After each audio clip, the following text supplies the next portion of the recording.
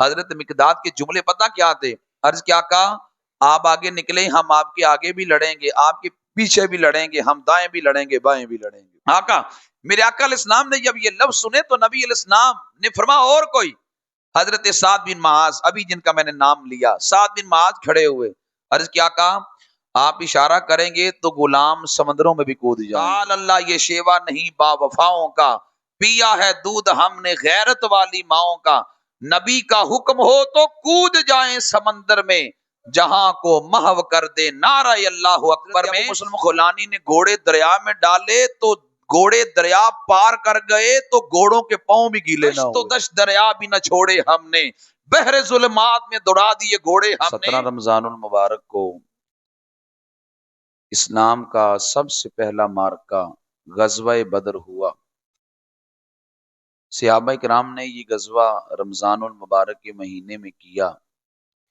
یاد رکھیں، جتنی بھی اسلام میں جنگیں ہوئیں، ان کا مقصد کافروں کو ختم کرنا نہیں بلکہ کفر کے زور کو ختم کرنا ہے۔ جب کفر کا زور ٹوٹے گا تو اسلام خود بخود غالب آ جائے گا، اور اس شہادت کے ذریعے، اس جہاد کے ذریعے جو شہادت بندے کو نصیب ہوتی ہے، میرے آقا صلی اللہ علیہ وسلم نے اس کی عظمت و شان یوں بیان کی کہ فرمایا شہید کا خون کا قطرہ زمین پہ بعد میں گرتا ہے، اللہ جنت پہلے عطا فرماتا ہے۔ پھر فرمایا شہید جب جام شہادت نوش کرتا ہے، اس کی پہلی نظر جمال خدا پہ پڑتی ہے، دوسری نظر حسن مصطفیٰ پہ پڑتی ہے۔ پھر میرے آقا صلی اللہ علیہ وسلم نے ارشاد فرمایا جس کے دل میں کبھی جہاد کی آرزو پیدا ہی نہیں ہوئی، جس کے دل میں کبھی شہادت کی آرزو پیدا ہی نہیں ہوئی، فرمایا اس کے سینے میں دھڑکنے والا دل کسی مومن کا دل ہی نہیں۔ فرمایا وہ تو منافقت کے طریقے پہ مرے گا جس نے کبھی شہید ہونے کی آرزو بھی نہیں کی۔ اس لیے حضرت فاروق اعظم رضی اللہ تعالیٰ عنہ جب حج کرنے گئے تو واپسی پہ آپ نے کہا یا اللہ رعایا بڑی دور تک پھیل گئی، یا اللہ میں بوڑھا ہو چکا، اب میں تیری بارگاہ میں التجا کرتا ہوں، مجھے شہادت کی موت بھی عطا فرما اور اپنے سونے نبی کے شہر میں عطا فرما۔ تو آپ نے اللہ سے شہادت مانگی تھی، تو اس لیے شہادت کی آرزو کرنا، شہادت کو مانگنا، بلکہ میرے آقا صلی اللہ علیہ وسلم کو ہم فرمان تو یہاں تک ہے، اگر کو اللہ سے شہادت کی آرزو کرے، بستر پہ بھی مرے گا تو اللہ موت پھر بھی شہادت کی عطا فرمائے۔ یعنی اللہ سے صرف شہادت اس نے مانگی ہے، وہ اللہ سے شہادت کی دعا مانگتا تھا، فرمایا بستر پہ بھی مرے گا تو پھر بھی شہادت کا مرتبہ اللہ اسے عطا کرے گا۔ اس لیے اپنی دعا کے اندر شہادت مانگنا، شہادت کی طلب کرنا۔ اس لیے اقبال نے کہا تھا شہادت ہے مطلوب مقصود مومن، نہ مال غنیمت نہ کشور کشائی۔ یہ شہادت مومن کا مقصود ہے، یہ مومن کا مطلوب ہے، وہ اللہ سے یہ مانگتا ہے۔ اس لیے شہادت مانگنا، شہادت کا سوال کرنا، یہ بھی شریعت مطہرہ کے اندر مومن کے لیے ضروری ہے۔ میں نے جو غزوہ بدر کے پس منظر کو بیان کرنے کے لیے آیت کریمہ پڑھی ہے، وہ آیت کریمہ بھی بڑی قابل غور ہے۔ اللہ فرماتا ہے وَلَقَدْ نَصَرَكُمُ اللَّهُ بِبَدْرٍ وَأَنْتُمْ أَذِلَّةٌ۔ اس کے ترجمے کے اندر بڑے لوگوں نے فرق ڈالا ہے۔ آج لوگ کہتے ہیں جی واردات کیسے ہوتی ہے؟ میں نے کہا واردات یوں ہوتی ہے کہ قرآن تو نہیں بدلا جا سکتا، چونکہ قرآن کی زبر کو کوئی زیر نہیں کر سکا، اور قرآن کی زیر کے آگے سارے زیر ہیں، قرآن کی پیش کے آگے تو کسی کی پیش ہی نہیں جاتی۔ قرآن کو نہیں بدل سکتے، قرآن کے معنی و مفہوم کو بدلتے ہیں، قرآن کے معنی و مطالب کو بدلنے کی سازشیں کی جاتی ہیں۔ قرآن پاک پڑھ کے مفہوم اپنی مرضی کا بیان کیا جاتا ہے، ترجمہ اپنی مرضی کا بیان کیا جاتا ہے، یہاں پہ آگے ڈنڈی ماری جاتی ہے۔ میں نے جو آیت کریمہ پڑھی ہے اس کے اندر بھی بڑے بڑے لوگوں نے ڈنڈیاں ماری، اور ڈنڈیاں اتنی ماری کہ صحابہ کرام کے ادب اور ان کی عظمت کا دامن بھی ہاتھ سے چھوڑ بیٹھے۔ اب انہوں نے ترجمہ، لوگوں نے یہ کیا کہ اللہ نے بدر میں تمہاری مدد کی کہ جب کہ تم ذلیل تھے، معاذ اللہ۔ اب مجھے بتائیں کن کو ذلیل کہا جا رہا ہے؟ یہ ترجمہ کون تھے بدر میں؟ صحابہ کرام تھے، اللہ کے رسول صلی اللہ علیہ وسلم تھے، تو ان کی طرف دیکھو ذلت کی نسبت کی جا رہی ہے۔ ہم اس لیے کہتے ہیں کنز الایمان ترجمہ پڑھو جو حضرت امام محمد رضا کا ہے۔ کنز الایمان کا مطلب یہ ہے جو تمہارے ایمان کا بھی خزانہ ہے اور جنت جانے کا بھی خزانہ ہے۔ اس لیے کنز الایمان ترجمہ، قرآن پڑھنا ہے تو کنز الایمان کے ساتھ پڑھو، اگر تفسیر آپ نے پڑھنی ہے تو آپ خزائن العرفان پڑھو یا نور العرفان پڑھو، کہ تاکہ تمہارے ایمان کی حفاظت بھی ہو۔ میرے امام نے جو یہاں پہ ترجمہ کیا، ہم امام احمد رضا کا ترجمہ پڑھنے کا کیوں کہتے ہیں، آخر وجہ کیا ہے؟ ترجمہ پڑھنے سے قبل یہ سن لیں ہم کیوں امام احمد رضا کا نام لیتے ہیں، اتنا ہم کیوں کہتے ہیں ترجمہ ان کا پڑھو۔ وجہ یہ تھی، حضرت میاں شیر ربانی، میاں شیر محمد صاحب شرق پوری رحمت اللہ تعالی علیہ، آپ فرماتے ہیں کہ میں سو رہا تھا تو مجھے خواب کے اندر حضرت غوث اعظم کی زیارت ہوئی، تو میں نے پوچھا حضور دنیا میں آپ کا نائب کون ہے؟ تو حضرت غوث اعظم فرمانے لگے دنیا میں میرا نائب امام احمد رضا ہے۔ حضرت میاں شیر ربانی کہتے ہیں دل میں محبت پیدا ہوئی، یار غوث اعظم خود جس کو اپنا نائب کہتے ہیں اس سے ملاقات تو کرنی چاہیے، اس کی جا کے تو زیارت کرنی چاہیے۔ میاں شیر ربانی کہتے ہیں میں شرق پور سے چلا اور میں بریلی پہنچا، انڈیا میں بریلی میں جب پہنچا تو حضرت امام احمد رضا کو پتا چلا، ولی ولی کو پہچانتا ہے، آپ کو پتا چلا کہ شیر پنجاب آ رہے ہیں، تو حضرت میاں شیر ربانی کا امام احمد رضا علیہ الرحمہ نے شاندار استقبال کیا۔ میاں شیر ربانی چند دن وہاں پہ رہے، واپس آ گئے، مریدین نے واپسی پہ سوال کیا حضور بتائیں امام احمد رضا کیسے ہیں؟ یہ سوال کرنا ہی تھا کہ حضرت میاں شیر محمد صاحب شرق پوری رونے لگے، تو مریدوں نے پوچھا حضور کیا ہم نے سوال کو سخت کر دیا کہ آپ رونے لگے؟ تو حضرت میاں شیر محمد صاحب فرمانے لگے سوال سخت نہیں ہے، روتا اس بات پہ ہوں کیا احمد رضا کے کہنے میں نے آنکھوں سے دیکھا، پردے کے اس طرف احمد رضا بیٹھتا ہے، پردے کے اس طرف مدینے والا بیٹھتا ہے، مدینے والا پڑھاتا جاتا ہے، احمد رضا پڑھتا ہی جاتا ہے۔ اور بھائی جس کو پڑھانے والے اللہ کے رسول صلی اللہ علیہ وسلم ہو، اس کے قلم میں لغزش کیسے آئے، اس کا قلم پھسل کیسے سکتا ہے؟ میرے آقا صلی اللہ علیہ وسلم کا فرمان صحیح مسلم میں موجود ہے، نبی علیہ السلام فرماتے ہیں میں معراج کی رات حضرت موسیٰ علیہ السلام کی قبر کے قریب سے گزرا تو وہ قبر میں کھڑے ہو کے نماز ادا کر رہے تھے، تو انبیاء علیہ السلام قبروں میں زندہ ہیں، جہاں چاہیں آ جا سکتے ہیں، اللہ نے ان کو یہ اختیارات دیے ہیں، تو میرے آقا صلی اللہ علیہ وسلم کی خاص نظر عنایت تھی ان پہ، اس لیے میرے امام نے قرآن کا ترجمہ لکھا تو حق ادا کر دیا۔ اب سنیں پہلے ترجمہ جو آپ نے سنا وہ کیا تھا، اور میرے امام نے جو ترجمہ کیا وہ کیا تھا، وَلَقَدْ نَصَرَكُمُ اللَّهُ بِبَدْرٍ وَأَنْتُمْ أَذِلَّةٌ، میرے امام نے ترجمہ کیا اللہ نے بدر میں تمہاری مدد کی کہ جب تم بے سر و سامانی کے عالم میں تھے، جب تمہارے پاس لڑنے کے لیے سامان تک بھی نہ تھا، ترجمہ بھی کر دیا، حقیقت بھی بیان کر دی۔ صحابہ کرام جب غزوہ احد میں گئے تھے تو 70 گھوڑے تھے، تعداد تھی 313، گھوڑے کتنے ہیں مجھے بتائیں؟ اونٹ صحابہ کرام کے پاس 70 ہیں، گھوڑے صرف 5 ہیں، اور صحابہ کرام نے جو ذرہ وجود پہ پہن کے اپنی وجود کی حفاظت کرنی ہے وہ 5 یا 6 کے قریب ہیں۔ اب مجھے بتائیں وہ صحابہ کرام پورے عرب جو اس وقت سپر پاور تھا اسے ٹکر لینے کے لیے جا رہے ہیں، نہ ظاہری طور پہ جنگی ہتھیار ہیں، نہ ظاہری طور پہ جنگی ساز و سامان ہے۔ اب دیکھیں میرے امام نے ترجمہ بھی کیا، حقیقت بھی بیان کر دی، اسے کہتے ہیں کہ علم بھی ہو اور حضور علیہ السلام کی نظر عنایت بھی ہو، یہ نعمت تب نصیب ہوتی ہے۔ تو فرمایا اللہ نے بدر میں تمہاری مدد کی، تم بے سر و سامانی کے عالم میں تھے۔ آپ نے شاید غزوہ بدر پہ پہلے بات سنی ہو، لیکن یہ بات سننا بڑا ضروری ہے، غزوہ بدر کا سبب کیا تھا یہ کم لوگ جانتے ہیں۔ غزوہ بدر پیش کیوں آیا؟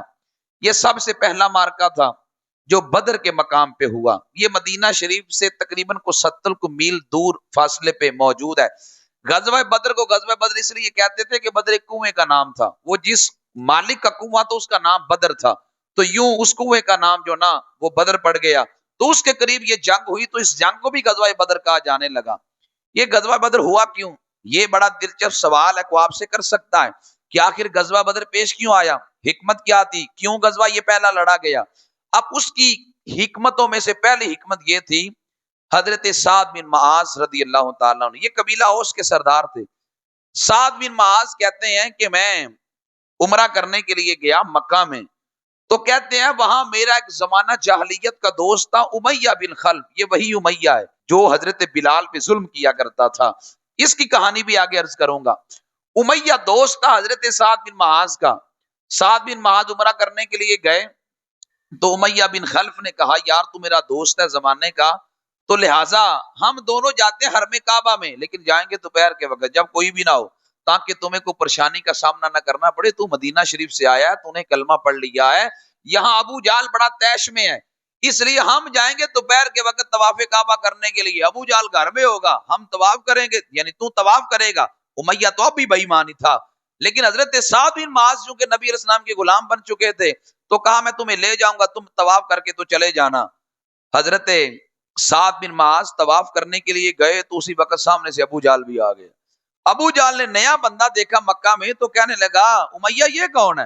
امیہ کہنے لگا یہ میرا دوست ہے، یہ سعد بن معاذ ہے، یہ مدینہ شریف سے آیا ہے۔ ابو جال کا سننا تھا یہ لفظ یہ مدینہ شریف سے آیا ہے، غصے سے لال پیلا ہو کے کہنے لگا کہ تم نے ہمارے یہاں مکہ سے جانے والوں کو مدینہ میں پناہ دی ہے، اس لیے میں یہ کروں گا۔ باتیں جب کرنے لگا تو حضرت سعد بن معاذ اس کی آنکھوں میں آنکھیں ڈال کے فرمانے لگے سن لے، اگر تو ہمیں طواف کرنے سے روکے گا تو ہم پھر مدینہ میں جانے والے تمہارے قافلوں کو روکیں گے۔ ملک شام میں جو تجارت ملک شام مرکز تھا تجارت کا، تب ملک شام میں زیادہ تجارتیں ہوتی تھی، اور ملک شام جو راستہ جاتا تھا وہ مدینہ سے ہو کے جاتا تھا۔ مکہ میں سے کسی نے ملک شام جانا ہوتا تو مدینہ شریف سے ہو کے جاتا تھا۔ سعد بن معاذ فرمانے لگے تو ہمیں یہاں سے روکے گا تو ہم تیری تجارت روکیں گے، تم بھوکے مر جاؤ گے۔ عرب کے اندر کھیتی باڑی تو تھی نہیں بھائی، وہاں تو کھیتی باڑی نہیں ہوتی، وہاں تو کوئی درخت نہیں ہے، وہاں تو کوئی سرسبز شاداب وہاں میدان نہیں ہے، وہاں تو چٹیل میدان ہے، خالی پہاڑ ہے۔ اس وقت عرب میں لوگ صرف تجارت کرتے تھے، اور جب یہ ابو جال کو دھمکی ملی کہ ہمارا رستہ ہی تجارت کا روک لیا جائے گا، وہ حیران ہوا۔ اس کے بعد سمال، یہ بھی میرے آقا صلی اللہ علیہ وسلم کے غلام بنے، نام تھا پورا سمامہ بن آسال۔ سمامہ بن آسال کہتے ہیں کہ میں گیا عمرہ کرنے کے لیے، مجھے بھی انہوں نے روکا اور کہا نکل جاؤ، ہم آپ کو عمرہ نہیں کرنے دیں گے، طواف نہیں کرنے دیں گے۔ سمامہ بن آسال کہتے ہیں میں نے پھر انہیں کہا چلو تمہاری میری جنگ ہے، تم مجھے عمرہ نہ کرنے دو، میں تمہارا قافلہ مدینہ سے نہیں گزرنے دوں گا۔ یہ بات کی تو آ گئے، کچھ وقت تک ان مکہ والوں کا قافلہ ملک شام نہ جا سکا، بھوکے مرنے لگے۔ نبی علیہ السلام کی بارگاہ میں عرض کی کہ یہ جو آپ کا غلام ہے نا سمامہ بن آسال، اسے کہیں کہ قافلے جانے دے، وگرنہ ہم تو سارے بھوکے مر جائیں گے۔ نبی علیہ السلام نے سمامہ بن آسال کو کہ ان کے قافلے جانے دو۔ اب یاد رکھیں جب مکہ شریف چھوڑ کے صحابہ مدینہ شریف میں آئے، مسئلے حل نہیں ہو گئی، ذمہ داریاں بڑھ گئی، مسئلے دور تھے، ایک داخلی اور ایک خارجی۔ داخلی مسئلہ سب سے بڑا یہ تھا کہ مدینہ شریف میں آنے کے بعد کوئی ان کے پاس اسلامی مرکز ہے ہی نہیں، کوئی مسجد ہے ہی نہیں کہ جہاں بیٹھ کے سارے فیصلے کیے جا سکتے۔ یہ بہت بڑا مسئلہ تھا کہ سب سے پہلے مسجد کی تعمیر کی جائے، یہ داخلی مسئلہ تھا۔ خارجی مسئلہ صحابہ کو یہ تھا کہ مکہ والے جو کافر تھے وہ مسلمانوں کو مدینہ شریف میں بھی امن و امان سے بیٹھنے نہیں دیتے تھے۔ ہوتا کیا تھا، آج بھی جو چراگاہیں ہیں، ہم ڈیرے آج جن کو کہتے ہیں، وہ زیادہ تر علاقوں سے باہر ہوتے ہیں۔ اس وقت بھی لوگوں کے ڈیرے یا چراگاہیں ہوتی تھی، وہاں جانور ہوتے تھے۔ مکہ کے لوگ آتے، صحابہ کرام کے ڈیروں پہ حملہ کرتے، چراگاہوں پہ حملہ کرتے، بڑے بڑے جانور لے جاتے۔ جب دیکھا کہ یہ لوٹ مار سے باز نہیں آتے، اب میرے آقا صلی اللہ علیہ وسلم نے اعلان کیا کہ یہ اب مسلمانوں کے خلاف جنگ کا ارادہ رکھتے ہیں۔ 1000 اونٹ مکہ سے چلا ملک شام جانے کے لیے۔ یاد رکھیں دنیا کے اندر آج وہی ملک آگے بڑھ کے جنگ لڑے گا جو سپر پاور ہے، یا سپر پاور نہ ہو مالی لحاظ سے بڑا مضبوط ہو، بھائی جو ملک خود ڈیفالٹر ہونے کے قریب ہے، جو ملک خود ہچکولے لے رہا ہے، جس ملک کے اندر معیشت ہی دکے کھا رہی ہو، وہ ملک کیا آگے بڑھ کے کسی سے جنگ کرے گا؟ جنگی حالات کے لیے ملک کا مالی اور معیشت کے لحاظ سے مضبوط ہونا ضروری ہے۔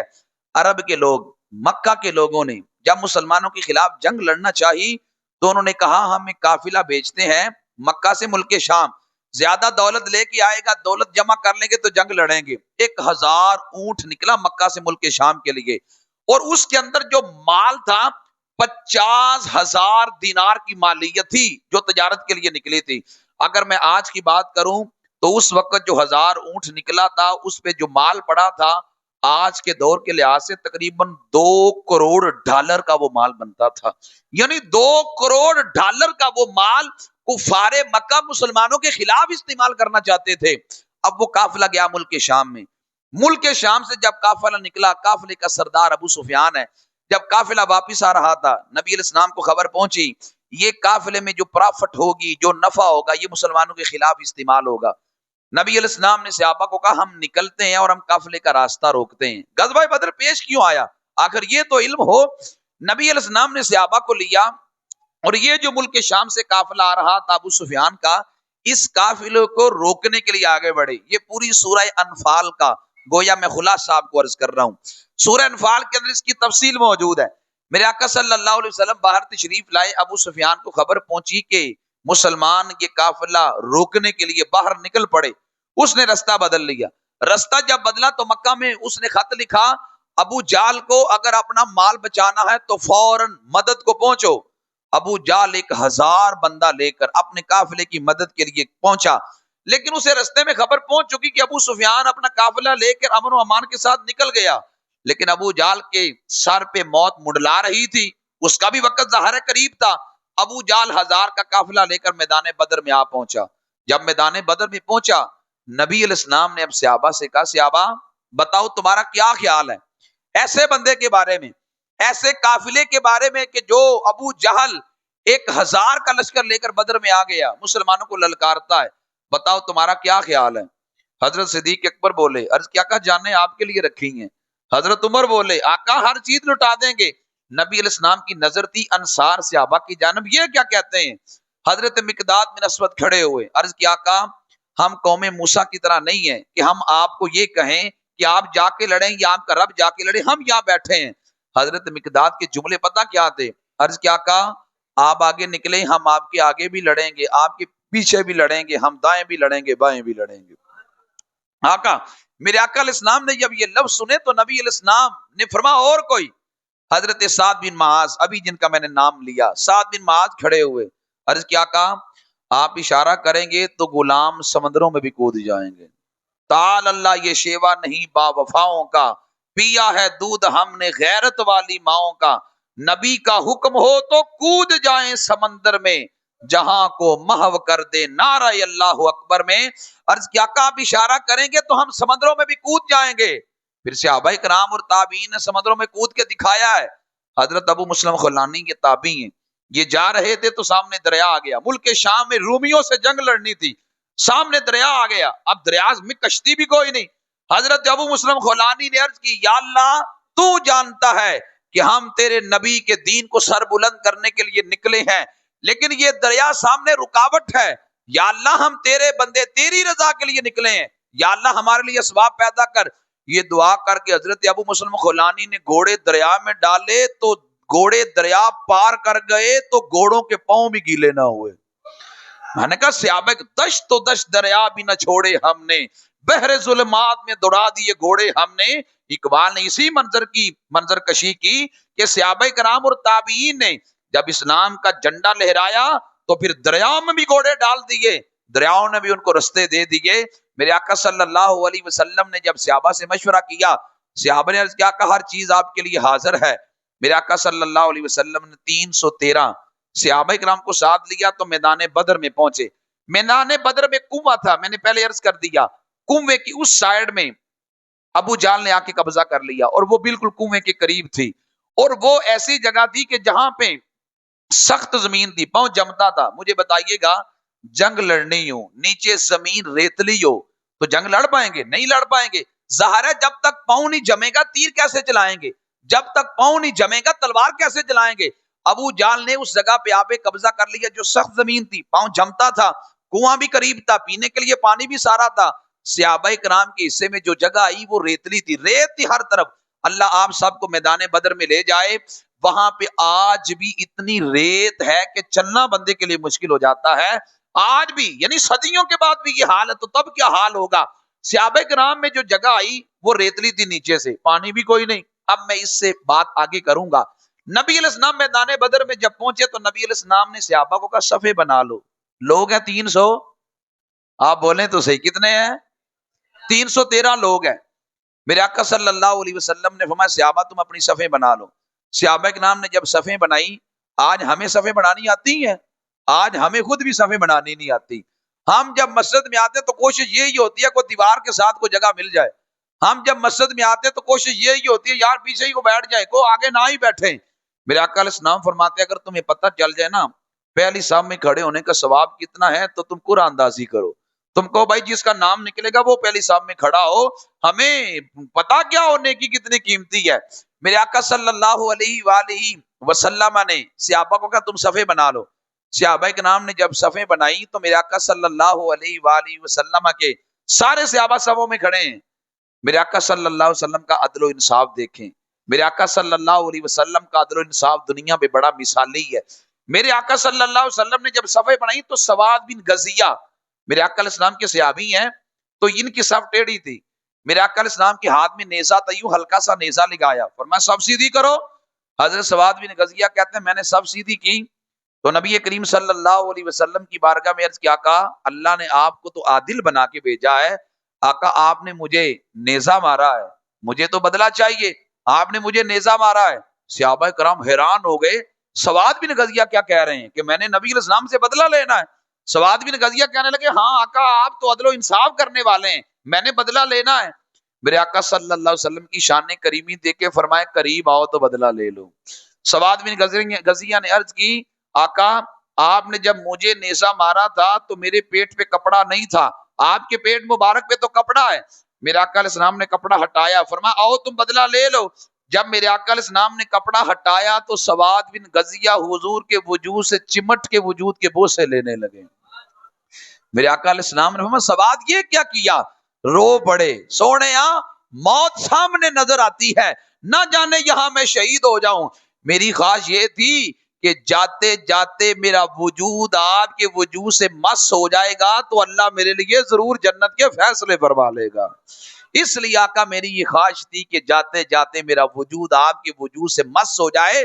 آج بڑے سارے لوگوں کو برکت کی دلیل ہی نہیں ملتی، آج کہتے ہیں برکت تبرک کوئی چیز نہیں ہے۔ جو لوگ عمرہ کرنے گئے ہیں مجھے بتائیں وہاں نبی علیہ السلام کے روزے کی جانب منہ کر کے دعا کرنے دیتے ہیں؟ وہاں دیگر مکہ کوئی سامنے قبرستان میں چلا جائے جنت البقیع میں وہاں بھی ہاتھ اٹھا کے دعا کرنے نہیں دیتے، اور وہ برکت اور تبرک کے قائل ہی نہیں ہے۔ میں نے کہا تم نے کون سی بخاری پڑھی ہے؟ آؤ میں تمہیں بتاتا ہوں، یہ صحیح بخاری کی حدیث پاک ہے۔ صدیق اکبر کی بڑی صاحبزادی اسما بنت حضرت صدیق اکبر کی بڑی صاحبزادی اسما بنت ابی بکر ان کا نام ہے، اپنی بہن عائشہ صدیقہ رضی اللہ تعالیٰ عنہ کو کہنے لگی آپ کے پاس نبی علیہ السلام کے دو جبے ہیں، ایک جبہ مجھے دے دو۔ حضرت عائشہ صدیقہ نے ایک جبہ اپنی بڑی بہن کو دے دیا۔ حضرت اسما بنت ابی بکر کہتے ہیں ہمارے علاقے میں جب کوئی بندہ بیمار ہوتا فرماتی ہے میں نبی علیہ السلام کے جبے کا پلو پکڑتی پانی میں بھگوتی، بھگو کر وہ پانی کسی بیمار کو پلاتی، اللہ ہر بیماری سے شفا عطا فرماتا۔ میں نے کہا تم برکت تبرک کو کیوں نہیں مانتی؟ یہ تو صحیح بخاری میں 20 روایات ہیں، رٹا بھی تمہارا ہوتا ہے بخاری دکھاؤ، بخاری سے نیچے بات نہ کرو۔ میں نے کہا یہ تو صحیح بخاری کی روایات ہیں کہ جن کے اندر میرے آقا صلی اللہ علیہ وسلم کے برکت اور تبرک کے صحابہ اور صحابیات قائل تھی، تم کیوں اس کو نہیں مانتے؟ میرے آقا صلی اللہ علیہ وسلم کا یہ عدل و انصاف تھا، خود کو پیش کر دیا۔ میرے آقا علیہ السلام نے یہ عدل و انصاف اپنے صحابہ کو سکھایا۔ میرے آقا علیہ السلام جب پیدا ہوئے تو بڑی بڑی دائیاں آئیں اور آ کر بڑے بڑے امیروں کے بچے لے گئیں۔ حضرت علیمہ سعدیہ جب نبی علیہ السلام کی بارگاہ میں آئی تو حضور علیہ السلام کے وجود پہ کپڑا تھا، جب عبد المطلب نے نبی علیہ السلام کے وجود پہ سے کپڑا ہٹایا نبی علیہ السلام کی آنکھیں جا کر حضرت حلیمہ سعدیہ کی وجود پہ پڑی، نبی علیہ السلام ہلکا سا مسکرا کے اشارہ کر رہے تھے کہ میں نے حلیمہ کو قبول کر لیا ہے۔ حلیمہ سعدیہ نے قبول نہیں کیا، میرے آقا علیہ السلام نے ان کو قبول کر لیا ہے۔ حضرت حلیمہ کہتی ہیں جب میں نے نبی علیہ السلام کو لیا تو میں نے اپنا دودھ پیش کیا تو نبی علیہ السلام نے دودھ پیا، کہتے ہیں میں نے دوسرا پستان پیش کیا تو نبی علیہ السلام دودھ نہیں لیتے، کہتی ہیں میں نے بڑی کوشش کی کہ نبی علیہ السلام دوسرا پستان بھی قبول کریں لیکن نبی علیہ السلام نے نہیں لیا، کہتی ہیں پھر مجھے پتا چلا نبی علیہ السلام نے قبول اس لیے نہیں کیا کہ میرا دوسرا بیٹا بھی دودھ پیتا ہے، نبی علیہ السلام نے وہ حصہ اس کا چھوڑا ہے۔ یعنی وہ نبی پیدا ہوتے بھی اتنی عدل و انصاف کرنے والے تھے۔ میرے آقا علیہ السلام نے یہ عدل و انصاف صحابہ کو سکھایا کہ تم نے عدل و انصاف کیسے کرنا ہے، اور پھر مجھے بتائیں جب نبی علیہ السلام نے سکھایا ہو غلاموں کے لیے پھر عدل و انصاف پہ عمل کرنا کوئی مشکل ہے؟ حضرت عمر فاروق اپنے غلام کو کہنے لگے ملک شام جانا ہے بیت المقدس کو فتح کرنے کے لیے، آؤ میں اور آپ تم دونوں چلتے ہو، کوئی پروٹوکول نہیں ہے، کوئی زیادہ گاڑیاں نہیں ہے، کوئی زیادہ اونٹ نہیں ہے، غلام کو لیا تو چلنے لگے، غلام پریشان سا ہو گیا۔ حضرت عمر فرمانے لگے پریشان نہ ہو، مجھے پتا ہے سفر بڑا لمبا ہے، تو اونٹ بھی ایک ہے، پریشان نہ ہو، کچھ دیر تو اونٹ پہ سوار ہونا، کچھ دیر میں سواری کروں گا۔ فرمایا کچھ دیر اونٹ کی مہار تو پکڑنا، کچھ دیر اونٹ کی مہار میں پکڑوں گا۔ غلام حیران ہو گیا، اس نے کہا حضور میں غلام ہوں۔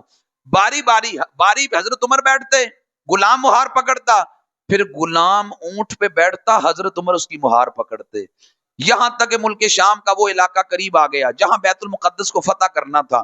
بیت المقدس کو فتح کرنے والے لوگ آپ کا انتظار کر رہے ہیں کہ مسلمانوں کا جرنیل آ رہا ہے، 22 لاکھ مربع میل کا حاکم آ رہا ہے۔ جب بیت المقدس کے قریب پہنچے تو باری غلام کی آ گئی، غلام نے اوپر سوار ہونا تھا۔ غلام ہاتھ جوڑ کے عرض کرتے حضور وہ لاکھوں لوگ آپ کے انتظار کے لیے کھڑے ہیں، حضور اس لیے آپ کی شان یہ ہے کہ آپ اونٹ پہ بیٹھے، میں غلام مہار پکڑتا ہوں، میں اپنی باری خوشی سے آپ کو سونپتا ہوں، اس لیے وہ لوگ آپ کا انتظار کر رہے ہیں، آپ اوپر ہی جچتے ہیں۔ حضرت عمر فرمانے لگے ہمیں عزت اسلام نے دی ہے، ہمیں کوئی اور عزت کی ضرورت ہی نہیں ہے۔ فرمایا باری تیری ہے تو ہی اوپر بیٹھے گا۔ حضرت عمر نے غلام کی مہار پکڑی اور آپ آگے آگے چلنے لگے۔ میں نے کہا یہ عدل و انصاف تو صحابہ نے حضور علیہ السلام کی بارگاہ سے سیکھا تھا، اور سیکھ کے آگے امت کو بتلایا کہ عدل و انصاف کیسے کرتے ہیں۔ میں نے کہا دنیا میں بڑے بڑے لیڈر ہوں گے، لیکن میرے کائنات کے امام نے جو امت کو درس دیا، غزوہ خندق کے موقع پر صحابہ کہتے ہیں کمریں ٹیڑھی ہو گئی، ہم نے اپنے کمر کو سیدھا رکھنے کے لیے اپنے پیٹوں سے پتھر باندھ لیے، شکایت کی نبی علیہ السلام کی بارگاہ میں، آقا ہم نے تو پیٹ سے پتھر باندھا ہے۔ میرے آقا علیہ السلام نے سب کو جمع کیا، بڑی چٹان پہ کھڑے ہو گئے، نبی علیہ السلام نے کوئی تقریر نہیں کی، نبی علیہ السلام نے اپنے پیٹ مبارک سے کپڑا اٹھایا، صحابہ نے ایک پتھر باندھا تھا، حضور نے 2 پتھر باندھے تھے۔ صحابہ نے منظر دیکھا تو حیران رہ گئے۔ میرے آقا علیہ السلام نے خود عدل و انصاف صحابہ کو سکھایا ہے، اور یہی غزوہ بدر کے اندر میرے آقا علیہ السلام نے امت کو سکھایا۔ اور غزوہ بدر کے بعد یاد رکھے سب سے ضروری بات دین پہ استقامت کی ہے، اگر دین پہ استقامت نہیں تو سمجھے کچھ بھی نہیں۔ غزوہ بدر کے اندر جو صحابہ کرام گئے اور جا کر انہوں نے دین پر استقامت اور دین کے پہ ڈٹ کے سکھایا ہے۔ ایک صحابی نبی علیہ السلام کی بارگاہ میں عرض کہ آقا کو مجھے نصیحت ایسی کریں، ہو بھی چھوٹی اور ہو بھی بڑی ضروری، وہ ایک بات مجھے کریں۔ میرے آقا علیہ السلام فرمانے لگے اللہ پر ایمان لانے کے بعد ڈٹ جا۔ فرمائیے جو دین پہ ڈٹنا ہے نا یہ بڑا ضروری ہے، اس لیے دین پہ ڈٹنے والے کی مدد رب کرتا ہے۔ دین پر ڈٹنا یہی غزوہ بدر کا پیغام تھا کہ میرے آقا صلی اللہ علیہ وسلم صحابہ کو لے گئے تھے 313، سامنے 1000 کا لشکر ہے۔ جب صحابہ جا کر غزوہ بدر میں ڈٹے، اللہ نے ان صحابہ کرام کو شاندار فتح عطا فرمائی۔ اس لیے میرے آقا علیہ السلام جب غزوہ بدر میں گئے تو جنگ سے 1 رات قبل میرے آقا علیہ السلام نے دعا مانگی، جاگ رہے ہیں سارے نا جی، میرے آقا علیہ السلام نے دعا مانگی تو اللہ تعالیٰ نے صحابہ کرام پہ نیند طاری فرما دی۔ مجھے بتائیں اگلے دن جنگ ہو نہیں ہو تو بندے کو تو نیند نہیں آتی؟ نبی علیہ السلام نے دعا مانگی، صحابہ اونگ رہے ہیں، آرام کر رہے ہیں، نہیں آرام کر رہے تو میرے اور تیرے لجپال نبی نہیں کر رہے۔ نبی علیہ السلام ہاتھ لہرا کر اللہ کی بارگاہ میں دعائیں کر رہے ہیں۔ نبی علیہ السلام نے اتنی دعائیں کی، اتنی رو کے دعائیں کی۔ نبی علیہ السلام نے کہا یا اللہ اگر یہ مٹھی بھر لوگ جن کو میں میدان بدر میں لے آیا اگر یہ شہید ہو گئے، یا اللہ دنیا میں کوئی نام لینے والا نہیں بچے گا، یا اللہ دنیا میں کوئی تیری عبادت کرنے والا نہیں بچے گا، یا اللہ ان کو فتح عطا فرما۔ میرے آقا صلی اللہ علیہ وسلم نے اتنی دعائیں مانگی۔ آج ہم اپنی گرمان میں دیکھیں ہم کتنی اللہ سے دعائیں مانگتے ہیں، ہم کتنا کچھ اللہ سے مانگتے ہیں۔ آج اللہ سے مانگیں، اللہ سے دعائیں کریں۔ قرآن میں اللہ کہتا ہے وَإِذَا سَأَلَكَ عِبَادِي عَنِّي فَإِنِّي قَرِيبٌ أُجِيبُ دَعْوَةَ الدَّاعِ إِذَا دَعَانِ۔ اللہ کہتا ہے حبیب اگر آپ سے میرے بندے میرے بارے میں سوال کریں رب کدھر ہے، آپ میرے بندوں کو کہتے ہو رب بڑے قریب ہے۔ اللہ کے قریب ہونے کی دلیل یہ ہے جب بھی دعا کرو گے تمہاری دعا قبول کرے گا۔ فرمایا وہ بڑا قریب ہے، تم جب بھی اللہ سے دعا مانگو گے اللہ تمہاری دعا کو قبول کرے گا۔ نبی علیہ السلام نے اتنی دعائیں کی کہ نبی علیہ السلام کے کندھے مبارک پہ چادر پڑی تھی، وہ نیچے تشریف لے آئی، حضرت صدیق اکبر نے وہ پکڑی، عرض کیا کہا آپ بس کریں اللہ ضرور آپ کی مدد کرے گا۔ میرے آقا صلی اللہ علیہ وسلم نے غزوہ بدر کے اندر دعائیں مانگی، صحابہ کرام کے حصے میں وہ زمین آئی جو ریتلی تھی، پاؤں نہیں جمتا تھا اور پینے کے لیے پانی بھی نہیں تھا۔ शैतान ने दिल में वसवसा डाला कि तुम्हारे पास ना वुजू के लिए पानी है, और तुम्हारे पास ना पीने के लिए पानी है, ना इस्तेमाल करने के लिए पानी है, और नीचे जमीन भी कितनी रेतली है, तुम्हारा पांव भी नहीं जमता। अगर तुम नेक होते या तुम सच्चे होते तो फिर तुम्हारे ऊपर ये परेशानी तो ना आती। देखो शैतान हमला कैसे करता है, आज भी बंदे पर बड़ी तरह वार करता है, बड़ी तरह हमले करता है। कहा अगर तुम अल्लाह के यहाँ सच्चे होते ये इम्तिहान में तो ना डाला जाता। सहाबा किराम रात को सोए तो अक्सर सहाबा किराम को इहतिलाम हो गया, शैतान फिर वसवसा डाला, अब गुस्ल कैसे करोगे, नमाजें कैसे पढ़ोगे, तुम्हारे पास तो पानी कोई नहीं।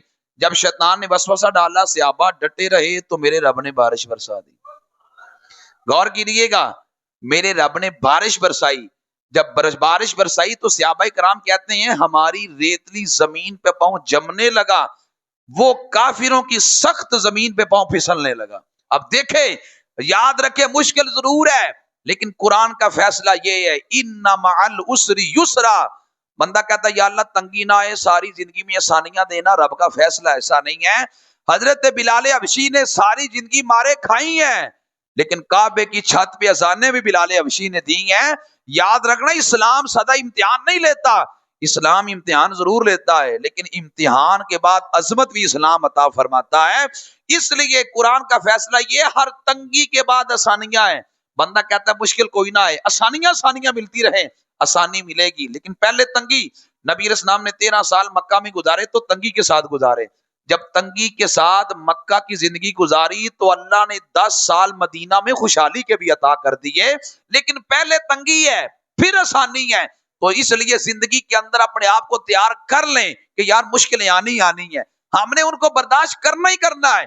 मुश्किलों पे सब्र करेंगे तो अल्लाह ताला आपको अजमत भी फिर ही अता करेगा, शान और रिफत भी फिर अता करेगा।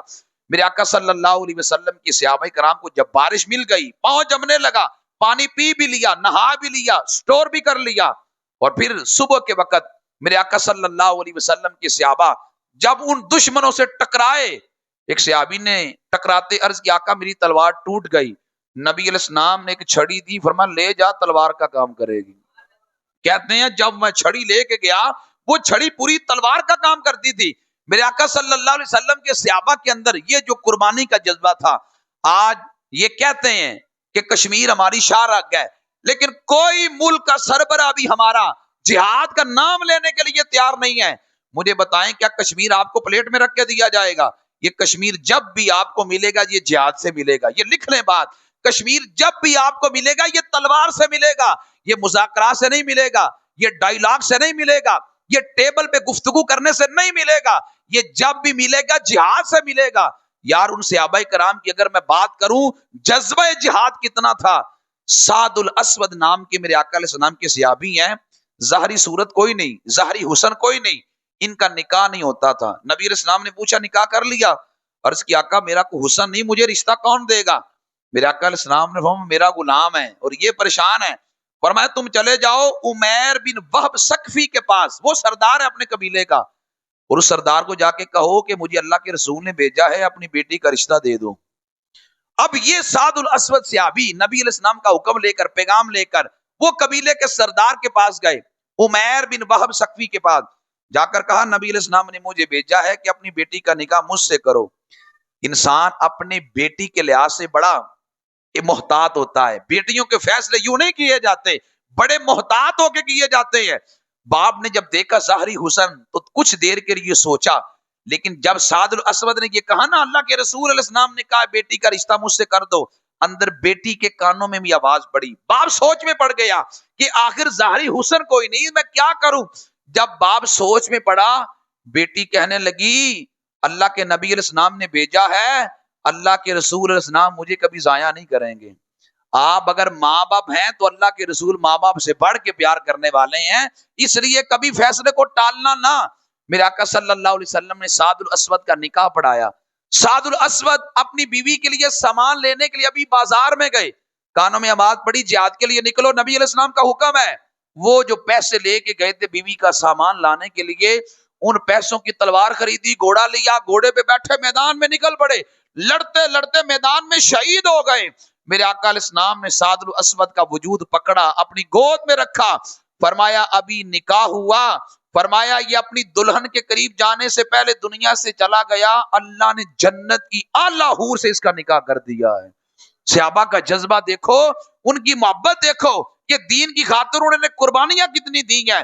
آج ہمیں تو ہر چیز پلیٹ میں رکھ کے دی گئی ہے۔ آج میں نے بڑے لوگوں کو دیکھا، کہتے ہیں جی دین پہ چلنا بڑا مشکل ہے۔ میں نے کہا تو نے دین کو بیٹا دیا ہے؟ تو نے دین کو کیا دیا ہے؟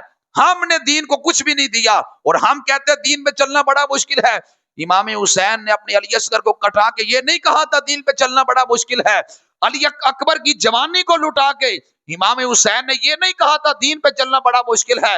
حضرت بلال نے اسلام کی خاطر مارے کھا کے یہ نہیں کہا تھا دین پہ چلنا بڑا مشکل ہے، بلکہ وہ تو کہتے تھے سب کچھ لٹا کے بھی ہم دین پہ چلنے کا حق ادا نہیں کر سکے۔